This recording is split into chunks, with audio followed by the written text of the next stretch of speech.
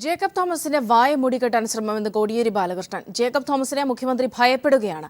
അധികാരം ഉപയോഗിച്ച് രാഷ്ട്രീയ പ്രതിയോഗികളെ അടിച്ചമർത്താൻ ശ്രമിക്കുകയാണെന്നും കോടിയേരി തിരുവനന്തപുരത്ത് പറഞ്ഞു.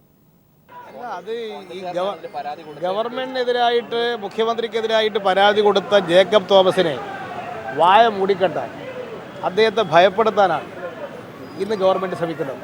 അതിൻ്റെ ഭാഗമായിട്ട് ഇനി ജേക്കബ് തോമസിനെതിരെ പല കള്ളക്കേസുകൾ ഉണ്ടാകും. അധികാരം കൈവശമുള്ളവർ പ്രതിയോഗികളെ അടിച്ചമർത്താനാണ് ഇത്തരത്തിലുള്ള കേസുകൾ ഉണ്ടാക്കുന്നത്. ചീഫ് സെക്രട്ടറിയുടെ നിർദ്ദേശം ആഭ്യന്തരമന്ത്രി അംഗീകരിച്ച് ആഭ്യന്തരമന്ത്രി ഫയൽ മുഖ്യമന്ത്രിക്ക് അയച്ചിരുന്നു. ആ സന്ദർഭത്തിൽ മുഖ്യമന്ത്രിക്ക് അനുമതി കൊടുത്ത് ഉത്തരവ് പുറപ്പെടുവിക്കുക. അതിന് പകരം അനുമതി കൊടുക്കാതെ മുഖ്യമന്ത്രി ക്യാബിനറ്റിൽ വെച്ചു. ക്യാബിനറ്റിനെ കൊണ്ട് തീരുമാനിച്ചു അനുമതി കൊടുക്കേണ്ടതില്ല എന്ന്. ഇത് മുഖ്യമന്ത്രി കളിച്ചൊരു കള്ളക്കളിയാണ്. ഇതൊരു ഒളിച്ചോട്ടമാണ്. DGPയെ മുഖ്യമന്ത്രി ഭയപ്പെടുകയാണ്. DGPയുടെ കയ്യിൽ നിരവധി രഹസ്യങ്ങൾ മുഖ്യമന്ത്രിയുമായി ബന്ധപ്പെട്ടിട്ടുണ്ട്. പ്രത്യേകിച്ച് പാറ്റൂർ ഭൂമി ഇടപാടുമായി ബന്ധപ്പെട്ട്